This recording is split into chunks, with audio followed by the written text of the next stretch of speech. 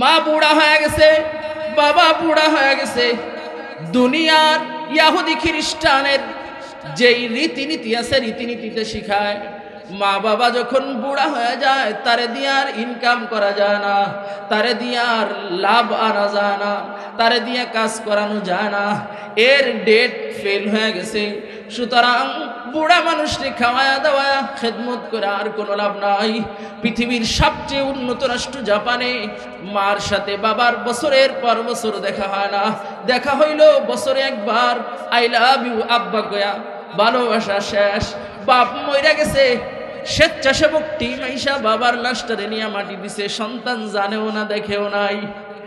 হ্যাঁ, উনি life insurance করে গেছে, মারা যাওয়ার পরে স্বেচ্ছাসেবী টিম এসে মাকে নিয়ে গেছে, সন্তান জানেও না। সবচেয়ে উন্নত রাষ্ট্র ইহুদি খ্রিস্টানের নীতি হইল এরা। দেখা যাইতেছে তাদের জান্নাত, কিন্তু আসলে জাহান্নাম। গাড়ি থাকলেই মনে শান্তি আছে না, না। বৃদ্ধকালের যেই কষ্ট, বৃদ্ধাকালের যেই কষ্ট, আল্লাহ পাকের কসম ইহুদি খ্রিস্টানের রীতিনীতি কোনদিন একজন বৃদ্ধার মনের কষ্ট দূর করতে সক্ষম না। কেবলমাত্র শুধুমাত্র ইসলাম, মুসলমান, কোরআন ও হাদিসের সমাধান বৃদ্ধা মা বাবার মনের প্রশান্তি এনে দিতে সক্ষম। জোরে গলা লাগবে। তো বলছিলাম যে দুনিয়ার রীতিনীতিতে তারা খুব শান্তিতে আছে, কারণ হইল যা পাওয়ার সব দুনিয়ায় পাবে, আখিরাতে কিচ্ছু পাবে না। যা পাওয়ার দুনিয়ায় পাবে, বাড়ি পাবে, গাড়ি পাবে, উন্নত জীবন পাবে, উন্নত টেকনোলজি পাবে, সব পাবে, আখিরাতে কিছু কিছু কিছু পাবে না। আর মুসলিম পরিচয় তো আল্লাহর জান্নাতের মেহমান হতে পারবা। তাইলে ইহুদি খ্রিস্টানের পথ অনুযায়ী চলে শান্তির কি পাবা? কিছুই পাবা না। হ্যাঁ, শান্তি পাবা যখন মুহাম্মদুর রাসূলুল্লাহর তরিকা অনুযায়ী, আল্লাহর বিধান অনুযায়ী ইসলামের মধ্যে দাখিল হবা। তখন দেখবা এই সমাজের প্রত্যেকটা মানুষ তার যেমন বিধি, হ্যাঁ, প্রত্যেকটা মানুষ যেমন তার অধিকার ফিরে পাবে, আমার মা বাবাও আমার অধিকার ফিরে পাবে। আর এইটা শুধুমাত্র ওয়াজের দ্বারা পুরা সমাজের মানুষকে মানানো সম্ভব না, শুধুমাত্র নির্বাচনের দ্বারা মানানো সম্ভব না, শুধুমাত্র এই দল সেই দলের দ্বারা মানানো সম্ভব না। আল্লাহ পাকের কসম, কালো পাগড়িওয়ালা, জুব্বাওয়ালা, খেলাফত আলা মিনহাজিহিন নবুওয়া, আফগানি উলামা ইকরাম, মোল্লা মৌলবীদের দিকে তাকায় দেখো, সারা দেশের মধ্যে অন্যায় দূর করে ইসলামী খেলাফত কায়েম করে দিছে। এখন সব মানুষ তার অধিকার ফিরে পায়। আল্লাহু আকবার, জোরে বলা লাগবে। আর কোনোভাবে বুঝানো, মানানো আর সমাজের মা বাবার অধিকার ফিরিয়ে দেওয়া সম্ভব না। ওয়াজ এই পর্যন্ত 53 বছরের আগে থেকে ওয়াজ, বহুত হুজুরের ওয়াজ শুনেছেন, স্বাধীনতার আগে ওয়াজ শুনছেন, এমন আল্লাহর বান্দা এখানে আছেন জিন্দেগিতে খবর নিয়ে দেখেন ওনার দ্বারা ওনার মা বাবা ক্ষতিগ্রস্ত হয়েছে। 50 বছর ধরে ওয়াজ শুনতেছে, তারপরে ওনার মা বাবা ওনার দ্বারা নির্যাতিত হয়েছে। আর উনি এখন বৃদ্ধ বয়সে এসে ওনার সন্তানের দ্বারা নির্যাতিত হইতেছে। সমাধানটা কি? সমাধানটা হলো ইসলামী হুকুমত কায়েমের দিকে ফিরে আসা লাগবে। তাইলে মানতে যে চাবে না তারও মানা লাগবে। যে মানতে চায় সে তো সহজে মানবে, যে মানতে চাবে না তারও মানা লাগবে। তাইলে 1 নাম্বার কথা হইল ভাই, ওয়াজ পুরা সমাজে বাস্তবায়ন করার জন্য রাস্তা একটা আছে, সে হইল আফগানি মোল্লা মৌলবীদের মতো এই দেশে ইসলামী হুকুমত কায়েম করা লাগবে। তাইলে সব মা বাবা শান্তি পাবে। এই সব মা বাবা মানে এখন যেই মা বাবারা দুনিয়ায় আছে, এই মা বাবারা তাদের অধিকার ফিরে পাবে। আপনি যেদিন বুড়া হবেন, আপনি যেদিন মা বাবা হবেন, সেই দিন তো আপনার অধিকার ফিরে পাওয়া লাগবে। সুতরাং সমাধানটা শুধু আজকের আর 1-2 বছরের জন্য না, সমাধানটা শতাব্দীর পর শতাব্দী হওয়া দরকার, শতাব্দীর পর শতাব্দী হওয়া দরকার, 1000 বছরের সমাধান হওয়া দরকার, 100 বছরের সমাধান হওয়া দরকার। তাহলে পুরা ইসলামটা বলে মানানো যাবে, বুঝানো যাবে, মানুষকে তার অধিকার ফিরিয়ে দেওয়া। তো আল্লাহ পাকের একটা বিধান, পুরা ইসলামের মধ্য থেকে একটা বিধান, সেই সম্পর্কে একটা আয়াত তেলাওয়াত করছি, তার মধ্যে 2টা বিধান আছে, তার মধ্যে একটা বিধান নিয়ে কিছু বলা দরকার। মা বাবার হক, এটা আমি জীবনে সর্বপ্রথম মা বাবার হক নিয়ে ওয়াজ করতেছি। আগেও মাঝে মাঝে বলা হয়েছে, কিন্তু শুরু থেকে শেষ পর্যন্ত এটাই প্রথম। আল্লাহ আমাকে সহি কথা, সঠিক কথা, যেটা দরকার সেটাই বলার তৌফিক দান করেন, আমিন। জোরে করেন। আল্লাহ পাকের ফয়সালা, পুরা ইসলামের মধ্য থেকে আমি একটা বিধানের আলোচনা করছি। আল্লাহ পাকের ফয়সালা, ওয়াকাদা রাব্বুকা আল্লা তা'বুদু ইল্লা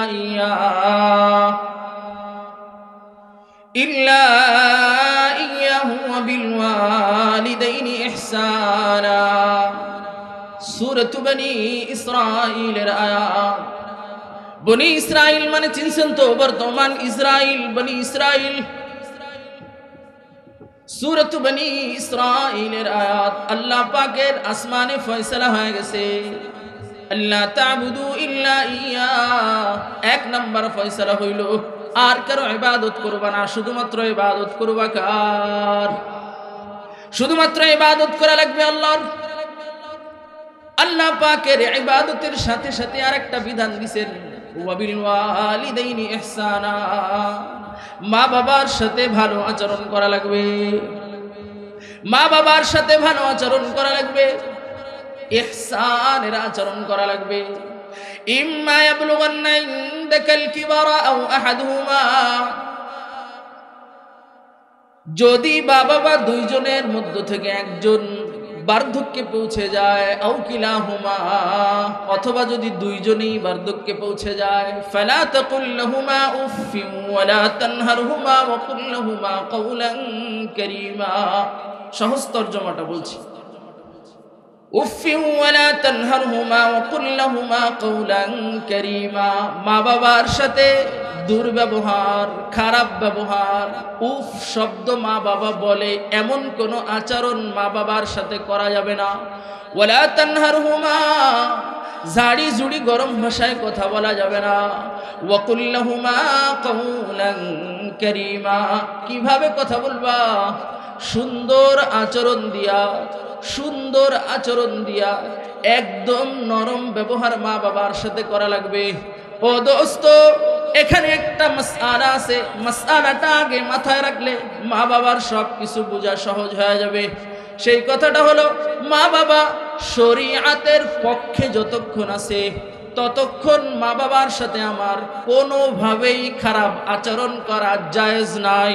চাই বউয়ের পক্ষে হয়ে হোক, চাই শ্বশুর বাড়ির পক্ষে হয়ে হোক, চাই ছেলের পক্ষে হয়ে হোক, চাই ছেলের বউয়ের পক্ষে হয়ে হোক, চাই আমার কোনো আত্মীয় স্বজনের পক্ষে হয়ে মা বাবার সাথে খারাপ আচরণ করা হোক, চাই আমার কোনো স্বার্থের কারণে মা বাবার সাথে দুর্ব্যবহার করা হোক, কিয়ামত পর্যন্ত এই সমস্ত স্বার্থের কারণে মা বাবার সাথে খারাপ আচরণ করা হারাম।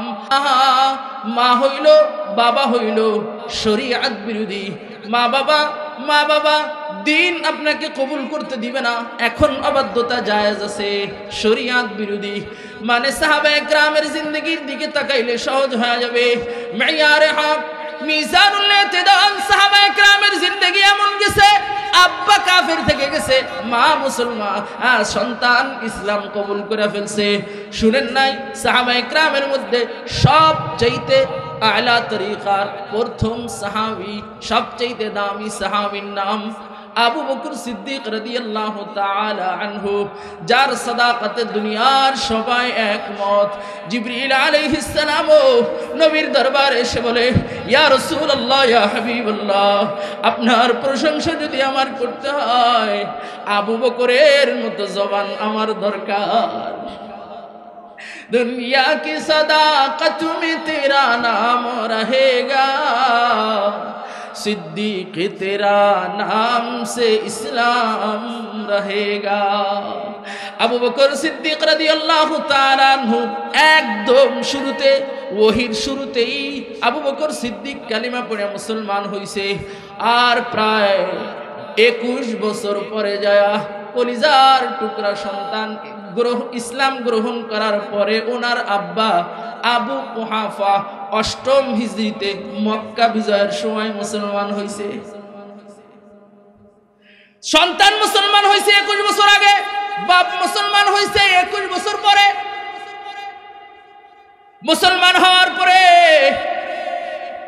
সন্তানের সাথে একদিন কথা হয়েছে, মুসলমান হওয়ার পরে আবু বকর মুসলমান ওহুদের যুদ্ধের পরে সন্তানের সাথে একদিন কথা হইছে, সব হিসাব কিতাব ঠিক আছে, কিন্তু সন্তান মুসলমান হয়ে গেছে বাবার কথা শুনে না, মুহাম্মদুর রাসূলুল্লাহর মুআজিজা দেখে, সত্য দেখে আল্লাহ আসমানে কবুল করছে, তাওরাতে তো আগেতেই ঘোষণা আছে। এই জন্য আবু বকর সিদ্দিক তো মুসলমান হয়ে গেছে।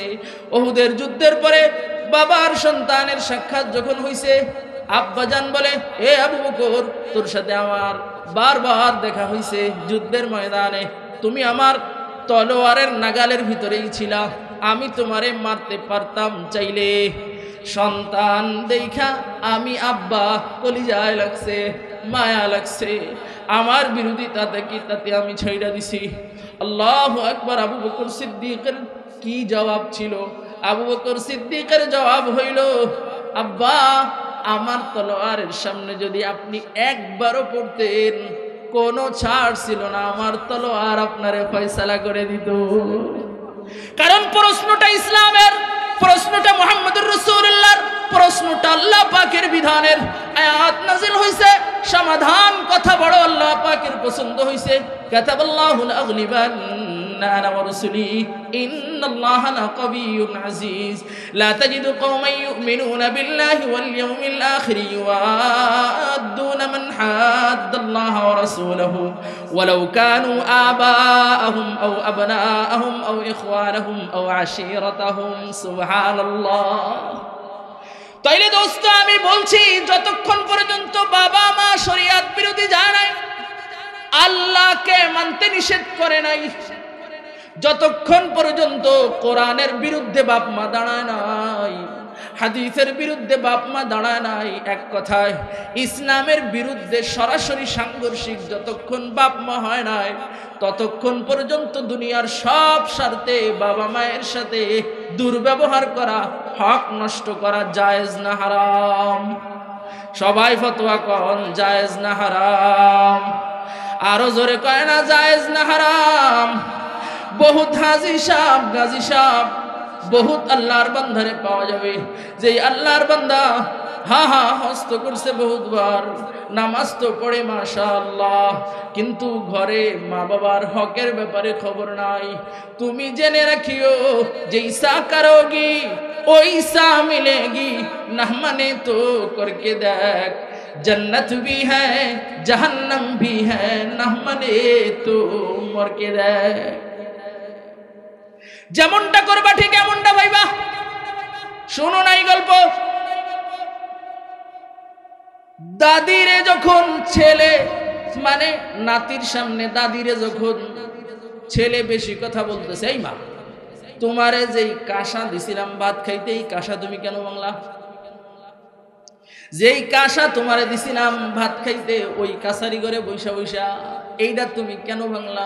তোমার কালকেতে খাবার বন্ধ। তখন ছোট্ট নাতি ও বুঝনাতি সেও বলে, দাদি তুমি এটা কেন ভাঙলা? কেন তুমি ভাঙলা? ভাঙা তো তোমার ঠিক হয় নাই, কারণ যেই কাঁসাতে আব্বা তোমারে খাওয়ায়, আমি তো নিয়ত করছি ওই কাঁসাতেই আমার আব্বারে ওই ঘরে বসায় খাওয়াবো। কেন বাংলা দাদি? সন্তানের মাথা ঠিক হয়ে গেছে, সর্বনাশ করে ফেলছে। আমি আমার মায়ের সাথে যেই আচরণ করলাম, সন্তান দি ওই আচরণ ফেরত দেওয়ার লেগে এখনই নিয়ত করে বয়ে রয়েছে। গলায় আব্বারে গামছা দিয়ে নদীতে ফেলা মারবে, রাত ভর কাশে, সন্তান ঘুমাইতে পারে না, স্ত্রী বেশি কথা বলে, নিজের ঘুম হয় না, রাগ হয়।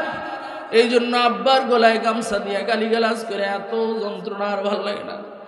গলায় গামছা দিয়ে টানতে টানতে নিয়ে যায়, বট গাছের নিয়ে যা, নিচে যায় আব্বা সন্তানের পাও জড়ায় ধরে, আমারে ছাইড়া দে, আমারে ছাইড়া দে। কেন তোমারে ছাড়বো? কই তোর দাদারেও আমি এই পর্যন্ত গলায় গামছা দিয়ে আনিছিলাম, তোর দাদারেও আমি গলায় গামছা দিয়ে এই পর্যন্ত আনছিলাম, তুই এটা ফেরত দিছিস, হিসাব বরাবর, এখন ছাইড়ে দে। এই জন্য দোস্ত, আমল যত করছেন, অনেক আল্লাহ পাকের বিধান মানেন, কিন্তু এই বিধানটা মানেন না। যেটা মানেন সেটার পুরস্কার পাবেন, আর যেটা মানেন না সেটার কষ্ট, সেটার গজব, সেটার লানত, সেইটার পরিণাম দুনিয়া আখিরাতে আপনার ভোগ করা লাগবে। আমার লম্বা 14টা বলার সময় নাই। বাপ মার 14টা হক জীবিত থাকা অবস্থায়, 14টা হক মৃত অবস্থায়। আমি শুধু ফায়দাটা বলবো। আল্লাহর নবী সাল্লাল্লাহু আলাইহি ওয়াসাল্লামের এই হাদিস থেকে আপনি সব মিলা নিতে পারবেন। নবী আমার বলেন, রিজার রব্বি ফি রিজাল ওয়ালিদাইন ওয়া সাখাতুর রব্বি ফি সাখাতিল ওয়ালিদাইন। বাপ মারে নারাজ করবা তো আল্লাহও নারাজ হয়ে যাবে, বাপ মারে খুশি করবা তো আল্লাহও খুশি হয়ে যাবে। এ ভাই, আমি হিন্দু সমাজে ওয়াজ করছি না, আমি ইহুদি খ্রিস্টানের কাছে কালিমার দাওয়াত নিয়ে যায় মা বাবার হকের ওয়াজ করছি না। আমি টুপিওয়ালা, দাড়িওয়ালা, মসজিদ আছে, মাদ্রাসা আছে, এমন সমাজে মা বাবার হক বুঝাইতে হইতেছে আজকে, মা বাবার হকের কথা বলা লাগতেছে আজকে। নবী বলেন, রিজার রব্বি ফি রিজাল ওয়ালিদাইন, রবের রেজামন্দি, বাপ মার রেজামন্দির ভিতরে, ওয়া সাখাতুর রব্বি ফি সাখাতিল ওয়ালিদাইন, আর রবের নারাজি, মা বাবার নারাজির মধ্যে। হাদিস শরীফে চমৎকার একটা ঘটনা আসছে। ইবাদত তো বহুত করে, বাপ মার হক আদায় করে না। ইবাদত তো বহুত করে, জীবিত মা বাবার খোঁজ খবর নেয় না। আল্লাহ মাফ করে দেন। কত কষ্টের ইতিহাস আমাদের চোখের সামনে আছে, কত কষ্টের ইতিহাস আমাদের চোখের সামনে আছে। বাপ বহুত টাকার মালিক, সন্তান বহুত টাকার মালিক, কিন্তু বাপ গ্রামে না খেয়ে পড়ে আছে, বাবা মা না খেয়ে পড়ে আছে, সন্তানের খবর নেওয়ার সময় নাই। হাজার হাজার নজির দেখানো যাবে। বেড়ায় এলাকার মাতুব্বার, কিন্তু বাপ মা অসহায়। ছেলে কোটি টাকার মালিক, বাপ মা অসহায়। শুনে রাখো, আখিরাত হারাবা, দুনিয়াও হারাবা। এক আল্লাহর ওলি ছিল আবেদ। এই খেয়াল রাখেন, এক আবেদ কতজন আলেমের মোকাবেলায়। নবী সাল্লাল্লাহু আলাইহি ওয়াসাল্লাম বলেন, ফাদলুল আলিমি আলাল আবিদি কাফাদলি আলা আদনাকুম। ও সাহাবায়ে কেরামের জামাতে, সোয়া লক্ষ সাহাবীর উপরে, সোয়া লক্ষ সাহাবীর উপরে আমি একা নবীর যেই পরিমাণ মর্যাদা, এমন বিশাল আওয়াম আবেদিন যারা রাতভর নামাজ পড়ে, দিনভর রোজা রাখে, কোরআন পড়ে, রোজা ইবাদতে মশগুল থাকে, এমন হাজারো সাধারণ মানুষের চাইতে একজন আলেমের দাম আল্লাহ পাকের কাছে বেশি। তো একজন আবেদ, হাদিস শরীফের ঘটনা, নবী যুগের বহুত আগের ঘটনা। তো আবেদ, উনি আল্লাহ পাকের খুব ইবাদত করেন, মা বাবার অবাধ্য, মা বাবাকে মোহাব্বত করেন, কিন্তু গজব এসে গেছে একটু ভুলে। জিন্দেগি কত সতর্ক হওয়া দরকার মা বাবার ক্ষেত্রে। তো উনি জঙ্গলের কিনারে যায় বাড়ি করছে, ইবাদতে যেন ঝামেলা না হয়। জঙ্গলের কিনারে যায় বাড়ি করছে আবেদ হযরত জুরাইজ, যেন রাতভর নামাজ পড়া যায়, ডিস্টার্ব কেউ না করে, রাতভর জিকির করা যায়, ডিস্টার্ব কেউ না করে, নজরেরও যেন হেফাজত হয়, দিন ভরে যেন রোজা থাকা যায়। সুতরাং কত বড় আবেদ হিসাব করে দেখেন। এমন আবেদ আমি সহ এই পুরা মাঠে একজন আছে কিনা জানা নাই, থাকতে পারে। মানে 1% মনে করলাম নেই, তাও মনে করলাম আছে যদি থেকে যায়। আর 99% নিশ্চিত নাই। সারা রাত ইবাদত করে, সারা দিন রোজা রাখে, কত বড় আবেদ। হঠাৎ করে একদিন রাত্রে বেলায় নামাজ পড়ছে, মায়ের বড় জরুরত হইছে।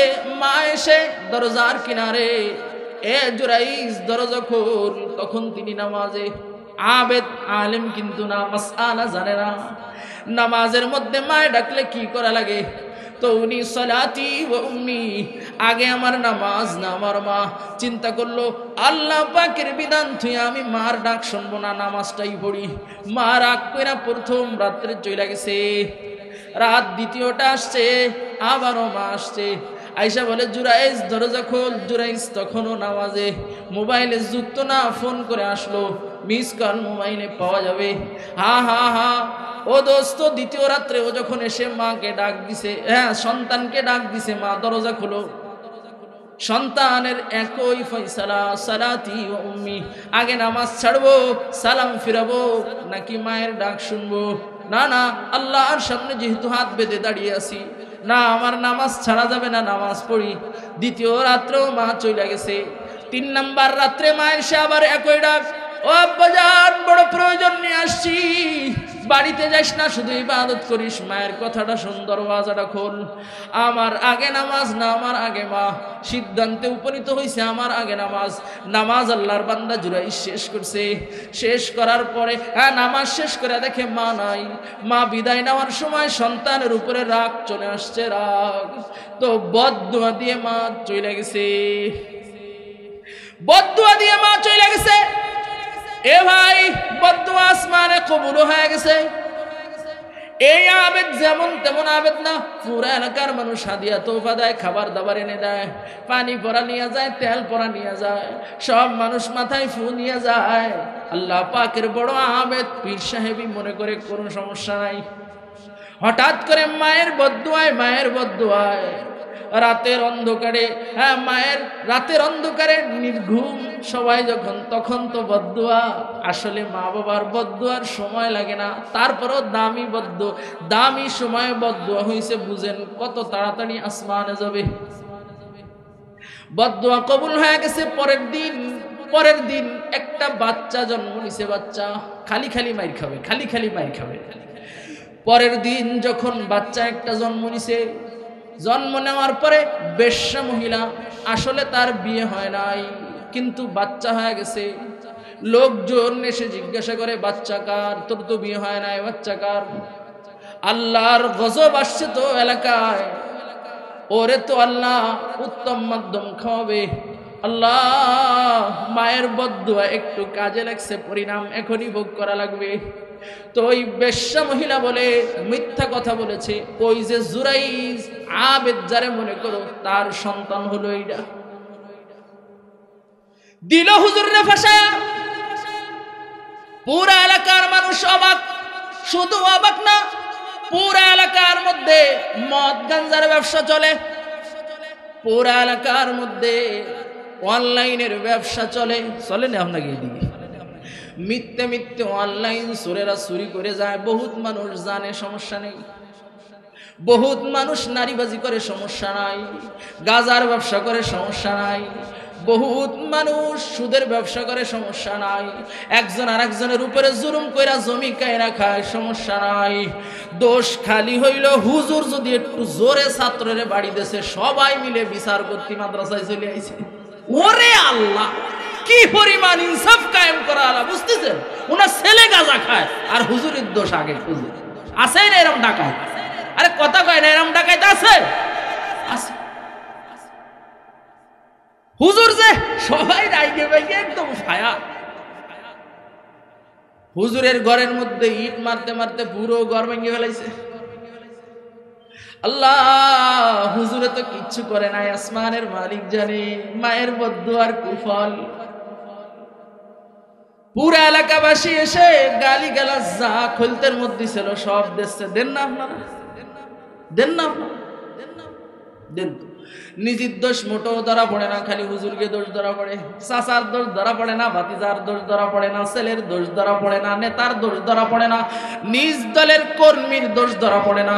সব দোষ হলো দাড়ি টুপিওয়ালা হুজুরদের খুঁজে, কথা কয় না। এটা হলো মানুষের স্বভাব। এর একটা যৌক্তিক কারণও আছে, অযৌক্তিক কারণও আছে। অযৌক্তিক কারণ হলো এই মানুষগুলো দিন না বুঝার কারণে অন্ধ হয়ে গেছে। ইজ্জত রক্ষা করা বুঝে না, কার বদনাম করা যায় আর কার বদনাম করা যায় না বুঝে না। গীবত কাকে বলে, তহমত কাকে বলে মানুষ বুঝে না। এই জন্য নিজের দোষ দেখে না, হুজুরের দোষ খুঁজে। আহমদ ঈসা সাহেব যাত্রাবাড়ি মাদ্রাসার বড় আলেম, আমাদের উস্তাদ। কত বড় আলেম বুঝবেন আপনি? আল্লামা মাহমুদুল হাসান সাহেব মহিউস সুন্নাহ, হুজুরের একটা ঘটনা মনে পড়ছে। মহিউস সুন্নাহ আল্লামা মাহমুদুল হাসান সাহেব হুজুর, ওনার পিছনেই সবচেয়ে বেশি নামাজ পড়ে মজা পায়। মহিউস সুন্নাহও আবার আপনাকে চিনতে হবে। বাপসাব দিয়ে যা বুঝলাম, এই বাংলাদেশে আল্লাহর মেহেরবানিতে উনি 400 মাদ্রাসা একা চালায়। আল্লাহু আকবার কয় না?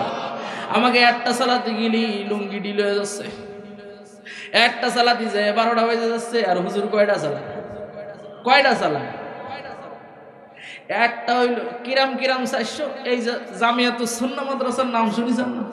40 বিঘে নিয়ে একটা মাদ্রাসা, 3500 ছাত্র, এরম কয়েক ডজন মাদ্রাসা হুজুরের আছে। হুজুরের মাদ্রাসায় 9000 ছাত্র। হ্যাঁ, বহুত বড় আলেম, বহুত বড় আলেম। সুবহানাল্লাহ। হুজুর শুধুমাত্র ওই উস্তাদজির পিছনে নামাজ পড়ে মজা পায়। ওই উস্তাদজি আবার আমাদের নড়াল যশোরের মানুষ, মাসনা মাদ্রাসায় বাড়ি। ওনার ভাইয়ের নাম হলো মুফতি এহিয়া সাহেব, ছোট ভাই।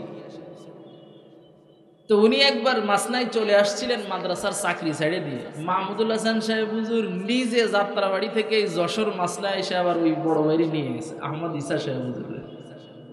ওনার জিন্দগির দিকে তাকাইলে, ওনার হাঁটা দেখলে, ওনার কথা শুনলে আপনি বুঝবেন মুহাম্মদুর রাসূলুল্লাহ সাল্লাল্লাহু আলাইহি ওয়াসাল্লামের রেখে যাওয়া মুহাম্মদুর রাসূলুল্লাহর হাদিস অনুযায়ী যে আমল উম্মতের করা দরকার, কথায়, কাজে, হাঁটায়, চাহনিতে, হাসিতে, সব কিছুতেই নবীর হাদিসের গন্ধ, সুন্নাতের গন্ধ সব কিছু।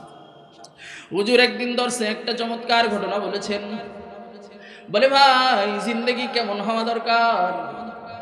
জিন্দেগি এমন হওয়া দরকার নিজের দোষ আগে খোঁজা, অন্যের দোষ না খোঁজা। একটা গল্প বলছে হুজুর।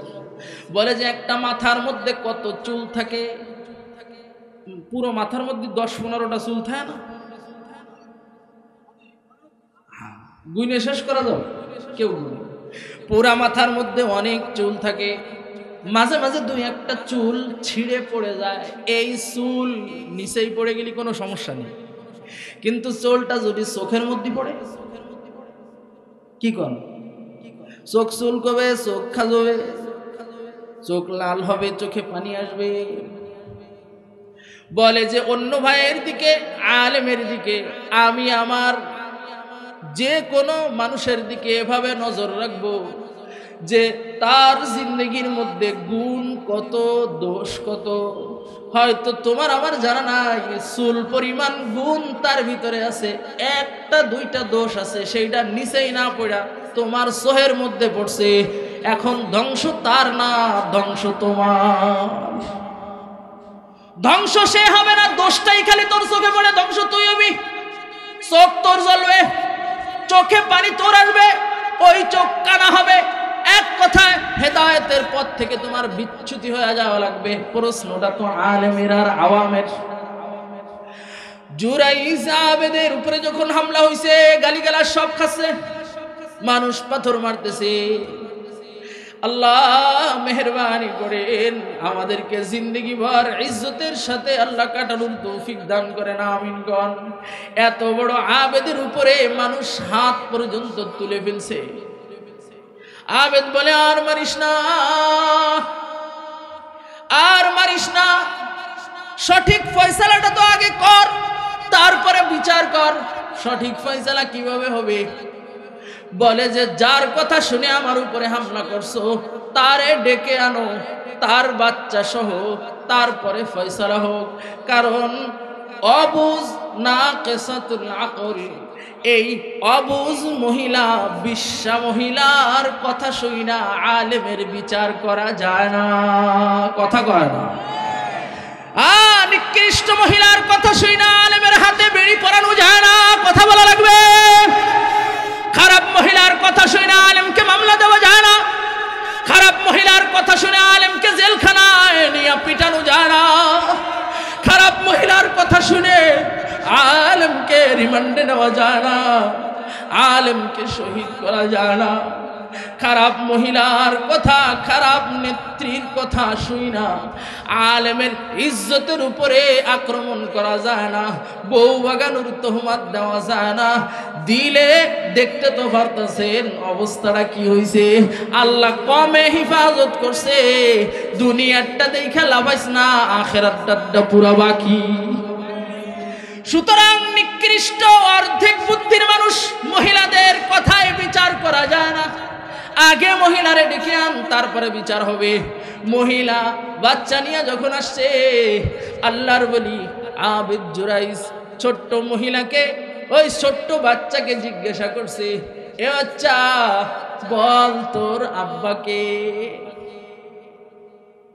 বলেন ছোট্ট বাচ্চা কি কথা বলতে জানে? এই ছোট্ট বাচ্চা কি কথা বলতে জানে?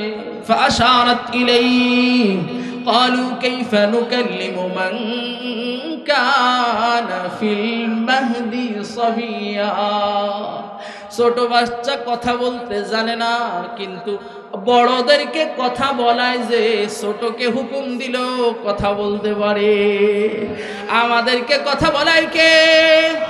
ছোট দুলনার বাচ্চাকে যদি হুকুম দেয় আল্লাহ, সেও কথা বলতে জানে। মারিয়াম, ঈসা ইবনে মারিয়াম, ঈসা আলাইহিস সালামের উপরে তোহমাত আসছে, তোহমাত। ঈসা আলাইহিস সালাম নাউযু বিল্লাহ অবৈধ সন্তান মানুষ বলে ফেলেছে। মারিয়াম জিনা করছে, মানুষ বলে ফেলছে। এই মারিয়াম আলাইহিস সালাম মহিলা না পুরুষ? সবাই কথা কয় না, মহিলা না পুরুষ? আল্লাহর মেহেরবানি, পুরা কোরআন শরীফের মধ্যে একজন মহিলার নাম আছে। নারী না, নারী না কি? নারী না কি? মহিলা। নারী না কি? মহিলা মহল থেকে আসছে জান্নাতি মহল, আর নারী নার থেকে আসছে ফি নারি জাহান্নাম খালিদিন ফিহা আবাদা। নার মানে হইল জাহান্নাম। তাইলে আমাকে দেশে যত নারীবাদী দল আছে, এরা কি বাদী? জাহান্নামবাদী। নারীবাদী মানে কি বাদী?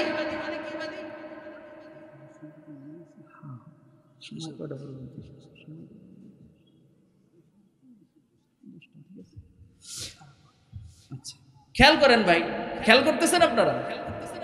কি যেন বলতেছিলাম? নারী। নারী নার মানে হইল আগুন। তো অমুক নারী সংস্থা, অমর নারী অধিকার সংস্থা, সব জাহান্নাম অধিকার সংস্থা আর জাহান্নামী দল। তরজমায় কয় তো একজন মহিলার নাম আছে। কয়জন মহিলার? পুরা কোরআন শরীফের মধ্যে কয়জন মহিলার নাম আছে? একজন। একজন। যা আমি করছি এটাই ঠিক। হুজুররা রইছে না মিথ্যা কথা কওয়ার কায়দা আছে? ওয়াযকুর ফিল কিতাবি মারইয়াম, একটা মহিলার নাম আছে। আম্মা জানদের কোনো নাম নাই। ফিরাউনের স্ত্রী আসিয়ার নাম নাই। দামি দামি বহুত মহিলা আগে গেছে, কোন মহিলার নাম নাই। যেটা না বললে না। আল্লাহ শুধু একজন মহিলার নাম বলেছেন, মারইয়াম। নামটা কি ভাই? নামটা কি? আপনাকে বহুত মেয়ে, ঘরের বউ, বহুত বেটার বউয়ের নাম আছে মারইয়াম, আছে না? কিন্তু আপনারা ডাহেন উল্টো পাল্টা নামে কয়, ও মরিয়াম এইদিকে আসো, ও মারিয়াম এইদিকে আসো। সব ভুল নাম। এই নামের আবার বদ আসর আছে। আশরাফ আলী থানভী রহমতুল্লাহ আলীর কাছে এই তাহলে নাম আজকে সহি শুদ্ধভাবে বলা লাগবে, ঠিক আছে? তাহলে কি নাম বলা লাগবে ভাই? মিম রা জবর মার, ইয়া মিম জবর ইয়াম, মার ইয়াম। বাংলায় লিখলি ম একার র অন্তস্থ একার ম, মার ইয়াম, মার ইয়াম। এর বদ আসর আছে কি? ঠিক নামে যদি না দেখেন, ভুল নামে ডাকেন, তো মরিয়াম মরার কায়দা হবে। এই জ্বর হবে, সেই অসুখ হবে, এই হবে, সেই হবে। মানে নামের তর্জমার কারণে বদাসর আল্লাহর পক্ষ থেকে এসে যেতে পারে। আশরাফ আলী থানভী রহমতুল্লাহ আলীর কাছে এক আল্লাহর বান্দা আসছে, এসে বলে, হুজুর বাচ্চার বয়স 2-3 বছর, একদিনের জন্য এ সুস্থ হয়নি, কোনো না কোনো রোগ আছে। কয় নাম কি? কয় কালিম, কালিমুল্লাহ। নাম হইল কালিমুল্লাহ। কালিমের এক অর্থ তো মুসা কালিমুল্লাহ, কথা বলনেওয়ালা, আর এক অর্থ হইল জখম, জখম। তো এখন যার নাম হইল আল্লাহর পক্ষ থেকে জখম, সে কি কোনোদিন সুস্থ হবে? নাম তাড়াতাড়ি পাল্টা সালিমুল্লাহ।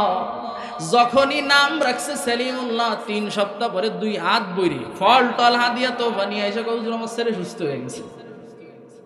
তাবিজ কবজ পানি পড়া ডাক্তার কিছু লাগেনি, শুধু নামটা সহি শুদ্ধভাবে রাখা হয়েছে, ডাকা হয়েছে, তাতেই আল্লাহর পক্ষ থেকে সুস্থ হয়ে গেছে সেলিমুল্লাহ, রবের পক্ষ থেকেও সুস্থ বান্দা। তো বলছিলাম ভাই, পুরা কুরআনুল কারীমের মধ্যে কয়জন মহিলার নাম আছে? একজন, আর কোন মহিলার নাম নাই। সুতরাং বোঝা গেল মহিলার নামটাও পর্দা। মহিলার নাম কি? মহিলা, এই মশলা সবাই করছে না, দল করে তো, সব দল করে, আমি তো দল করি না, এই জন্যই করছি। এই বলেন মহিলার নামটা কি? তাইলে মহিলার ছবি জুলোয় নিচেই বড় এর নাম দিয়ে ভাষে একটা ছবি দিয়ে ফ্যাশন দিয়ে টানানো যাবে ফেস্টুন। মশলা কোহানে চলে গেছে দেখছেন? ওই বট গাছে চলে গেছে, খাম্বাই চলে গেছে, ব্যানারে চলে গেছে, ফেস্টুনির মধ্যে ঢুকে গেছে মশলা। তাহলে যেখানে মহিলার নাম পর্দা, সেই জায়গায় মহিলার নাম বড় এর লেহে মাইকি জোরে জোরে কয়ে, তারপরে আবার ওনার সাথে একটা ফ্যাশন দিয়ে ছবি তুলে, আমি হলো সভাপতি, আমি হলো সেক্রেটারি, আমি হলো নেতা, আমি হলো এই পদের, আমি হলো সেই পদের, দিয়া যাবে? দিয়া যাবে? তাহলে ওই যে ঠিক থাকতেছে না মশলা। তো যাই হোক, মশলা এটা যাই না রাখেন। মহিলার নাম ও পর্দা, মহিলার কণ্ঠের আওয়াজও পর্দা। সাবধান, আত্মীয় আসলেই বউরে সামনে নিয়ে নাচাই দিয়েন না, পর্দার আল দিয়ে কথা বলেন না, চেহারা দেখেন না, ঘরের মধ্যে লম্বা লম্বা ছবি ঝুলে থুয়ে দিয়েন না। স্বামী স্ত্রী যে আসে বাড়ির মধ্যে, সে আগে স্বামী স্ত্রীরে দেয়। যে আইসে ও কি আল্লাহর ফেরেশতা? যে আইসে ও কি আল্লাহর ফেরেশতা? ও তো মানুষ। ও যদি খালি হিজলে না হয়, তাহলে ওর মনের মধ্যে বহুত কিছু হয়ে গেছে। আল্লাহ হেফাজত করে। কথা লজ্জাকর শোনা গেলেও কথাটা বাস্তব কিনা? হাদিসে তো স্পষ্ট আসছেই, ছবিগুলো ঘর থেকে বের করা দাও। লা তাদখুলুল মালাইকাতু বাইতান ফীহি কালবুন আও তাসাওয়ির, যেই ঘরের মধ্যে প্রাণীর ছবি লটকানো থাকে, ঝোলানো থাকে, ওই ঘরের মধ্যে আল্লাহর রহমতের ফেরেশতা ঢুকে। মশলা তো সবাই জানেনি, আল্লাহর ফেরেশতা ঢুকে না। তাহলে মরণের সময় আল্লাহর ফেরেশতা ঢুকবে না, তাহলে ভালো হবে না? নাউজুবিল্লাহ। রহমতের ফেরেশতা ঢুকিনি তো জান্নাত দেবে কি? রহমতের ফেরেশতা ঢুকে নাই তো কালিমার তালকিন দেবে কিভাবে? রহমতের ফেরেশতা ঢুকে নাই তো এই কথা কিভাবে বলবে যে বন্ধু আমি তোমার সাথে আছি, চিন্তা করো না, টেনশন করো না? বলবে কি? ফেরেশতার দরজা তো বন্ধ করে দিছি যে তুমি বাইরে থাও, আমি মধ্যে ছবি মাথার উপর। আল্লাহ আমাদের সবাইকে বোঝার তৌফিক দান করেন। তো বলছিলাম মহিলার নাম ও পর্দা। ঈসা ইবনে মারইয়ামের উপরে যখন অপবাদ আসছে, রব্বুল আলামিন মেহেরবানি কইরা ঈসা আলাইহিস সালামকে দোলনার মধ্যে কোলের বাচ্চাকে জবান খুলে দেওয়া কথা বলাইছে। সুবহানাল্লাহ, জোরে কর না দোস্ত। কার হুকুমে হইছে? তো বাচ্চা কথা কইছে আল্লাহর হুকুমে, আমিও হুকুমে। আর বোবা কথা বলতে পারে না, কার হুকুমে? এই বুবা কথা বলতে পারে না, কার হুকুমে? সুতরাং এই জবান নিয়েও এত বাহাদুরি নাই, এই জিন্দগি নিয়েও এত বাহাদুরি নাই, এই শক্তি নিয়ে এত বাহাদুরি নাই। দুনিয়ার এই ছোট্ট জিন্দগিতে বাহাদুরি করার মতো কিছুই নাই। সব কিছু আমাকে দিয়েছেন কে দোস্ত? ঈসা আলাইহিস সালামকে আল্লাহ কথা বলেছেন, তো উনি বলেছেন ক্বালা ইন্নী আবদুল্লাহ আতানিয়াল কিতাবা ওয়া জাআলানি নবিয়্যা وجعلني مباركا أينما كنت وأوصاني بالصلاة والزكاة ما دمت حيا وبرا بوالدتي ولم يجعلني جبارا شقيا। দুল্লার বাচ্চা নিজের নবুয়তের ঘোষণাও দেয় এবং মা যে পবিত্রা এই এলান দিয়ে মাকে অপবাদ থেকে বাঁচা দিছে। সুবহানাল্লাহি ওয়া বিহামদিহি। রব পারেন জুরাইজকে বাঁচাবে, আবেদের ইজ্জতকে আল্লাহ বাঁচাবে। মায়ের বদদুয়ার কারণে শাস্তি যদ্দুর পাওয়ার পেয়ে গেছে। কোলের বাচ্চা বলে জুরাইজ আমার আব্বা না, আমার আব্বা হইল অমুক রাখাল। হুজুর রে ছাইরা দাও, আবেদ রে ছাইরা দাও, রাখাল রে ধরো। বলেন ভাই বাঁচাইছে কে? জোরে কন্যা বাঁচাইছে কে? সব কিছু তো ঠিকঠাক আছে, কিন্তু একটু যারা মায়ের শুধু ডাকটা শুনে নাই না, মায়ের আর্তনাদের মশলা নাই, মায়ের ঘরে খাবার নাই, এই আওয়াজ কানে আসছে, এরপরে অবহেলা করছে, এই মশলা না। মায়ের ঈদের সময় কাপড় নাই, এই মশলা না। বাবার কাপড় নাই, এই মশলা না। বাবার ঘরের মধ্যে ছাউনি নাই, এই মশলা না। বাবা ঈদের সময় একটা ভালো লুঙ্গি পড়তে পারে না, এই মশলা না। আশপাশের বহুত মানুষ ঈদের দিন গোস্ত কিনা খাইছে, ছেলেও খাইছে, কিন্তু আব্বা আম্মা ঈদের দিন গোস্ত খাইছে কিনা, এই মশলা না। এ শুধু নামাজরত অবস্থায় ডাক আসছে, ডাকের আওয়াজ দেয় না, অপরাধ এতটুকু। মাসআলাটা হইল মার, মাসআলাটা হইল আব্বার। আল্লাহ হেফাজত করেন। এই জায়গা বোঝার বিষয় আছে। বলেন তো জুরাইস কি আলেম ছিল না আবেদ ছিল?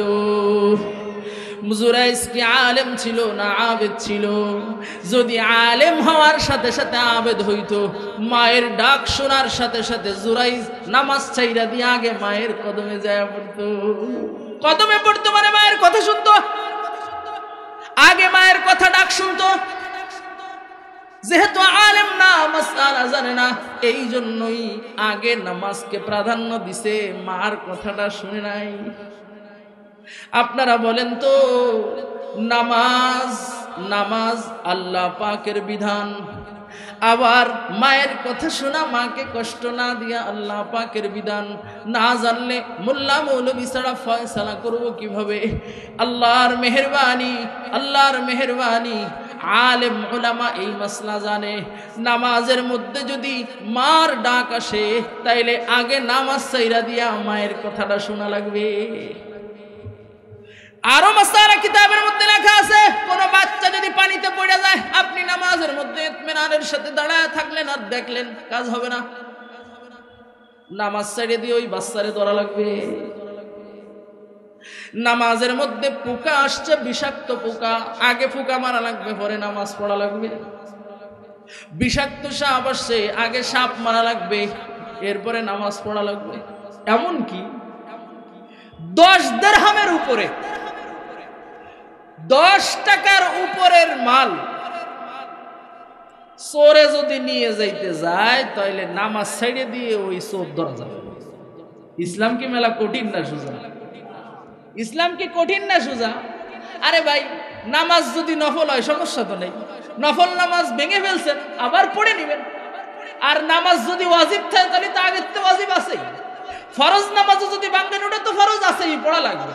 কিন্তু নফল পড়তেছেন, সুন্নাত পড়তেছেন, নিয়ত বাঁধার পরে কোনো কারণে ছাড়ছেন, এটা আপনার উপরে এখন ওয়াজিব হয়ে গেছে। ওয়াক্ত আছে, সময় আছে, আপনি পড়ে নেবেন, অবশ্যই আপনার পড়ে নিতে হবে। কিন্তু মোটরসাইকেল চুরি হয়ে যাচ্ছে, ও দেখতেছে, নামাজ ছাড়লো না, পরে আফসোস করবা আর মসজিদে গালি দিবা, নামাজ আর জীবনেও গেলাম না, তা হবে না। শরীয়ত কত সোজা, বানাই ফেলাইছি মেলা কঠিন।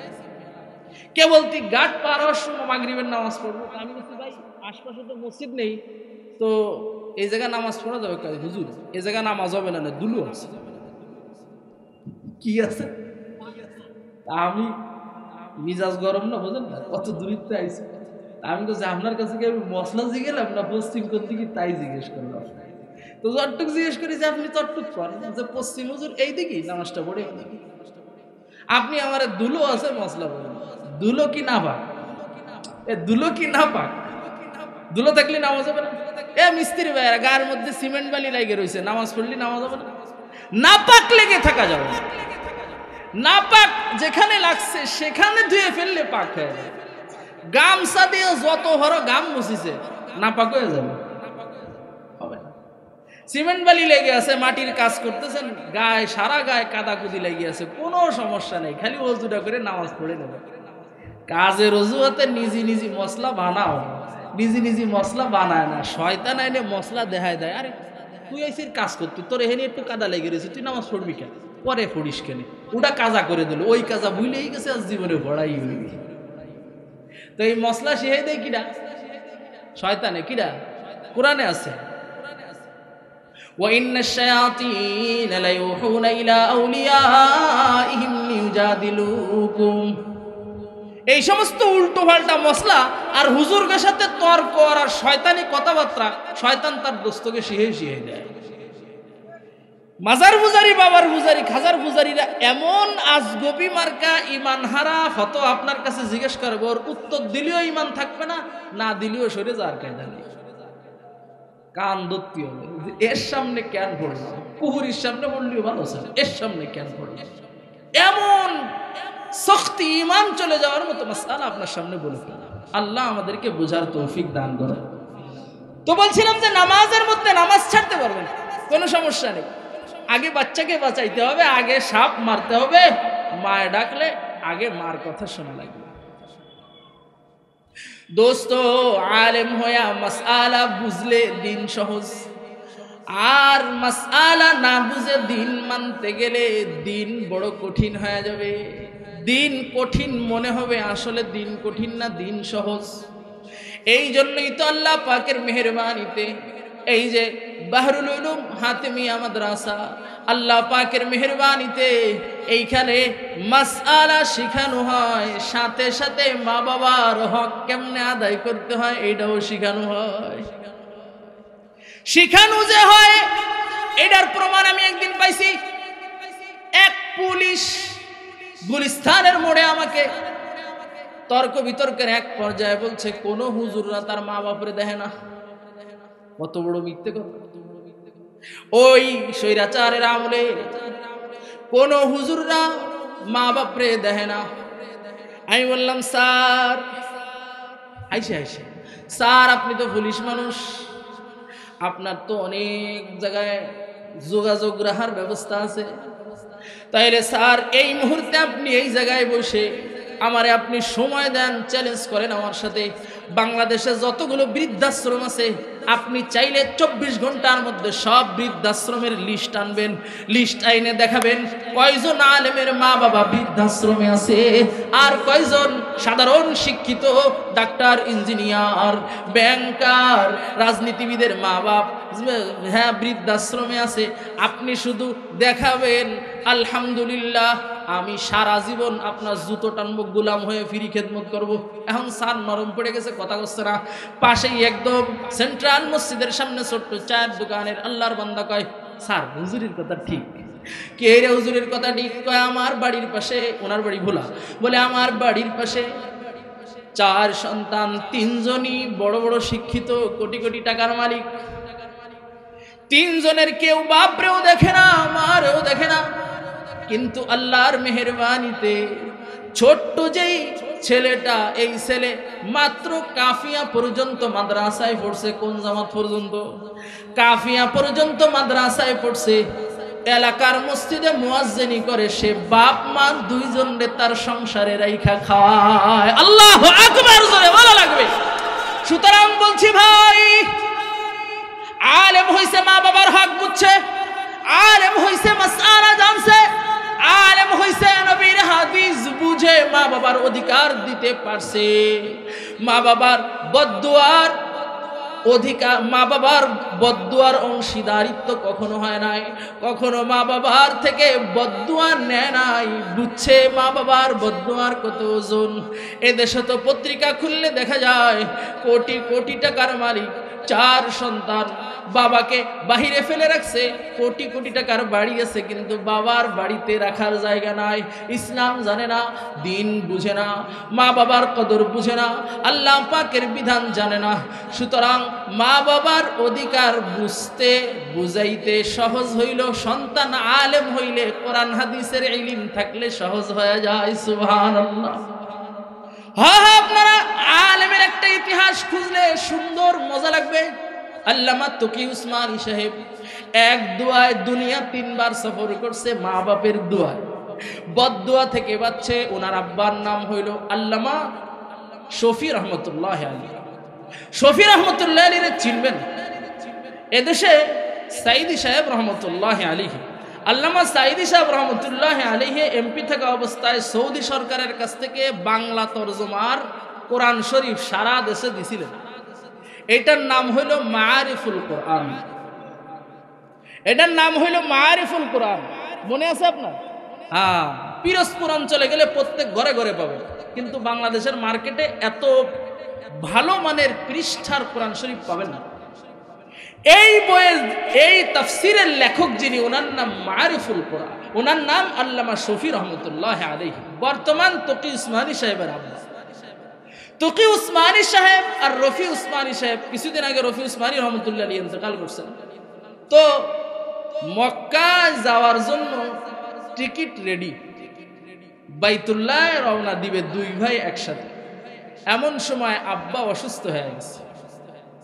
ওনারা দুইজন টিকিট ক্যান্সেল করে ঘরের মধ্যে এসে বাবার সামনে বসে বাবার খেদমত করতেছে। তো আব্বাই ডাক দিয়ে কয়, কি ব্যাপার রফি, কি ব্যাপার তকি, তোমরা বাইতুল্লাহর সফরে যাও না? তো বলে, আব্বা বাইতুল্লাহর সফরে তো যাব, কিন্তু বাইতুল্লাহ তো আমার ঘরের মধ্যে আছে। বাইতুল্লাহ সফরে না যায়, এখন অসুস্থ বাবাকে খেদমত করলে আল্লাহ বাইতুল্লাহ তাওয়াফের কবুল হজের সওয়াব দিয়ে দিবে। এই জন্য দুই ভাই টিকিট ক্যান্সেল করছি, আপনার খেদমতে হাজির হইছি। বাবার দিল থেকে এমন দোয়া আসছে, আল্লামা তকি উসমানী দামাত বারাকাতুহুম বলেন, আব্বার ওই দোয়ার পর থেকে আমাদের দুই ভাইকে রব্বুল আলামিন মেহেরবানি করে এখন থেকে প্রত্যেক বছরই আমাদেরকে হজে নেয়। ভাই বদদুয়া থেকে বাঁচা লাগে, দোয়াটা নেওয়া লাগে। আলেম না আবেদ, মাকে নারাজ করে বাইতুল্লাহ রওনা দেওয়ার ঘটনা আপনারা ছোটকালে বহুতবার শুনছেন। দ্বীনি নসিহত, দ্বীনি ঘটনা যতবার স্মরণ হবে ততবার উপকার হবে। আল্লাহ বারবার ঘটনা উল্লেখ করে করে মানুষকে উপদেশ দিয়েছেন, নাহনু নাকুসসু আলাইকা আহসানাল কাসাস। অন্য জায়গায় বলেন, ফাতাবিরু ইয়া উলিল আলবাব ওয়া যাক্কির ফাইন্নাদ যিকরা তানফাউল মুমিনিন। এক এক করে 7 বছর ধরে আমার কাছে অনুমতি চাই, মা আমি বাইতুল্লাহ যাইতে চাই। মা বলে, আব্বা যাইস না, এই বছর গেলে আর আমারে পাবি না। খুলনায় ফারুকিয়া মাদ্রাসায় যখন আল্লাহ পড়াইছেন, আজিজ মুন্সি ওনার জবানে শুনছি, উনি ওই জামানায় হজ করছে, 7 মাস সময় লাগিছে। কয় মাস সময় লাগছে? আগে কলকাতায় হাইটে যাওয়া লাগতো, তারপরে ওনতে উঠা লাগতো। 7 মাস হজে যাওয়া যাইতেই সময় লেগে যায়। 3 মাস যাইতে, 3 মাস আসতে। কয় মাস? 7 মাস। কম সময়। কতজন জাহাজের মধ্যে ইন্তেকাল হয়ে যাইত। মাসআলা হলো, মাটি যেহেতু কাছাকাছি নাই, জানাজা পড়া নদীর মধ্যে বাসা দেওয়া লাগবে, দিত এরকম কিতাবে এই মাসআলাও আছে। দোস্ত কথা হইল, 7 বছর ধইরা প্রত্যেক বছর হজের নিয়ত করে, বাইতুল্লাহর নিয়ত করে, কিন্তু মা বাপ কয় না, না হবে না। মা কয় হবে না, যাওয়া যাবে না, গেলে আর আমারে পাবি না। প্রত্যেক বছর মা নিষেধ করে, এই বছর মরে যাবে কয়ে মরে না। 7 বছর ধরে দেরি হইলে আর সহ্য হয় নাই, বাইতুল্লাহ রওনা দিছে। খুবই সংক্ষেপে আমি বলে ফেললাম, বাইতুল্লাহ রওনা দিয়া পথিমধ্যে আগে তো মুসাফির খানা ছিল, মুসাফির খানার মধ্যে ঢুকা সারা রাত ইবাদত করা, সারা দিন কষ্ট করে হাঁটছে, রাতের বেলায় কিছু ইবাদত করা, ঘুমাবে, বিশ্রাম নিবে, যেন সকালে সকালে তাড়াতাড়ি হাইটে রাস্তা আগাইতে পারে। কিন্তু রাতের মধ্যে মার বদদুয়া লেগে গেছে। মার বলছিলে আমার খেদমতে থাক, আমার কাছে থাক, 2 নয়নে দেখবো, কাজ যা করার করবি।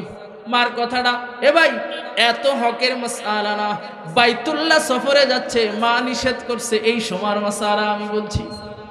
রাতের বেলায় মসজিদে যখন ঘুম, মসজিদে তো উন্নত না, সাল ছিড়া, ভাঙ্গা সাদওয়ালা বিল্ডিং এর মধ্যে, মসজিদের মধ্যে ঘুমায়। পুরো এলাকার মধ্যে চোর চোর কয়া মানুষ জাগছে, চোর দৌড়ই যায় মসজিদে রইছে। মসজিদে ঢুকে যায়, দে আরে বাপরে বাপ, বাসার রাস্তা তো বেরোয় গেছে। এক আল্লাহর বান্দা তো ঘুম, চুরি করা সব মাল জিনিস আল্লাহর বান্দার মাথার কাছে তুই চোর ভাঙ্গা ছাদের উপর দিয়ে পলাইছে। লোকজন মসজিদ খুলে দেখছে চোর মসজিদে ঢুকছে। এবার ঢুকে দেয় একজন নাক ডেকে ঘুমায়। কি ঘুম? নির্যাতন করে উঠাইছে। ওঠানোর পরে হাকিমের দরবারে নিয়ে গেছে, হাকিম ও ফয়সালা, সাক্ষীর উপরে ফয়সালা হবে। আল বাইয়িনাতু আলাল মুদ্দাঈ, বাস সবাই প্রমাণ পেশ করছে এই যে মাল আর এই যে সুর, ফয়সালা হয়ে গেছে। কি ফয়সালা? ফয়সালা হলো পুরা এলাকার মধ্যে চোররে ঘুরাইবার বলবা চুরি কইরা মসজিদের মধ্যে ঢুকলে শাস্তি এমন হবে, আগামীকাল বিচার হবে। আল্লাহ পুরা এলাকার মধ্যে যখন ঘুরানো শুরু করছে, ও শুধু কান্দে আর কান্দে। জিজ্ঞাসা করছে, ভাই কান্দিস কেন? এলান যখন শুরু করছে তখন সেই কথাটা স্মরণ করা দিছে। কি কথা? বলে যে চুরি কইরা মাল নিয়া মসজিদে গেলে এই শাস্তি, এই কথা বলিস না। বল মার কথা না শুই না, মায়ের খেদমত না কইরা হজের নিয়ত যদি বের হওয়া হয়, তাহলে আল্লাহ পাকের গজব আইসা আমার মতো পরিণতি হয়। হাকিমের দরবারে যাওয়ার পরে হাকিম ফয়সালা করে দিছে, আবারও মুক্তি দিয়া দিছে। ঘটনা শুনছে যখন বিশ্বাস হইছে, মায়ের কথা না শুনা বাইতুল্লাহ আসছি। তো বাইতুল্লাহ আসার সময় মা যেহেতু নারাজ, বদদুয়া দিয়ে দিছে, আল্লাহর গজব এসে গেছে। শুনেন নাই, নবীর সাথে সাক্ষাৎ হয় নাই ওয়াইসুল করনি, যদিও জয়ীফ। যাই হোক, ঘটনা তো বহুত মশহুর, উপদেশ নেওয়া যায়। ওয়াইসুল করনি সে তো মুহাম্মদুর রাসূলুল্লাহর সাথে সাক্ষাতের সময় পায় নাই, কিন্তু আল্লাহর নবীর রেজামন্দি, আল্লাহ পাকের রেজামন্দি পেয়ে গেছে। সাহাবীদের কাছে তার সুসংবাদ পৌঁছায় গেছে। দোস্তরা তাইলে খেয়াল করেন, আশরাফ আলী থানভী রহমতুল্লাহ আলাইহির 5টা কথা বলে আমি শেষ করছি, 14টা বলা যাবে না। 1 নম্বরে হইল, যদি জিন্দগি ভর মা বাবার খেদমত করে যাওয়া যায়, 1 নম্বর পুরস্কার বান্দা তুই এইটা পাবি। মা বাবার খেদমত মানে খেদমত, সব কিছুর দিকে খেদমত, আচরণের দিক, আচরণও খেদমত। সুন্দর আচরণ করা, পান সুপারির খবর নেওয়া, খাবার দাবারের খবর নেওয়া, মা বাবার জন্য সুন্দর থাকার ব্যবস্থা করা, মা বাবার পোশাক আশাকের ব্যবস্থা করা, মা বাবা ইজ্জতের সাথে যেন বেঁচে থাকতে পারে সেই ব্যবস্থা করা। হক বলতে আপনি যা বুঝেন, মা যেন জিন্দগিতে কোনোদিন সন্তানের উপর নারাজি দিলেও না রাখতে পারে, মুখেও বলতে না পারে। এই জন্য যেই পদ্ধতি আছে তা আপনি অবলম্বন করবেন। জিন্দগি এভাবে চালাইতে পারলে 5টা পুরস্কার পাবেন। 1 নম্বরের পুরস্কার হলো আশরাফ আলী থানভী রহমতুল্লাহ আলী মুহাক্কিক ওলামায়ে কেরামের সবগুলো ব্যাখ্যাগুলোকে সামনে নিয়ে 5টা পুরস্কার বের করছে। একটা পুরস্কার হইল, মা বাবারে যদি খুশি রাখা যায়, রব্বুল আলামিন মেহেরবানি কইরা তারে লম্বা হায়াতের মালিক বানায় দিবে। বাস্তবতা মিলায় দেখবেন, সন্তানের উপরে যেই মা খুশি না, যেই মা সেই মাও চায়, কিন্তু এই মা বেশি চায়। কথায় কথায় আল্লাহরে আল্লাহ ওরা হাত বাড়ায় দাও। আল্লাহ মানুষও যখন আসে বলে আমার ছেলের হায়াত যেন আল্লাহ বাড়ায় দেয়, দোয়া করিস। বউ এই দোয়া করে না, মা এই দোয়া করে। 2 নম্বর হলো রব্বুল আলামিন তারুদ্দুল বালা, সমস্ত বালা মুসিবত থেকে এই সন্তানকে আল্লাহ হেফাজতে রাখবে। হ্যাঁ ভাই, আমার জিন্দগিতে বহুতবার এমন হয়েছে, গাড়ির সামনের চাকা পুরাপুরি বাস্ট হয়ে গেছে চলতে চলতে। আমি তখন মাগরিবের ঠিক আগ মুহূর্তে মারে ফোন দিছি। গাড়ি বলো অবাক, এই গাড়ি কোনোদিন রাস্তায় থাকার কথা না, এটা উল্টে তো রাস্তার পাশে পড়ে যাওয়ার কথা। গাড়ি কিভাবে থাকলো? আমি মারে ফোন দিছি, মারে ফোন দিয়া কই, আম্মাজি আল্লাহ পাক বাঁচাইছে, বড় দুর্ঘটনা। 100-র উপরে গাড়ি হাইওয়ে রাস্তায়, সামনের চাকা বাস্ট হয়ে গেছে, কিন্তু রাস্তার থেকেও পড়ে নাই, উল্টেও নাই, খাদেও যায় নাই। আম্মাজি তখন বলছে, এই মুহূর্তে জায়নামাজের পাটিতে বসা আমি তোর কথা বলে বলে তো দোয়া করতেছিলাম, মাত্র দোয়া করতেছিলাম, মা জানেও না, কিন্তু মা দোয়া যে করতেছিল আল্লাহ তো জানে, বাঁচায় দিছে। মা বাবারে যদি খুশি রাখতে পারো, দোয়া নিতে পারো, তাইলে জিন্দগি ভর আল্লাহ মেহেরবানি কইরা তোমারে বালা মুসিবত থেকে হেফাজত করবে।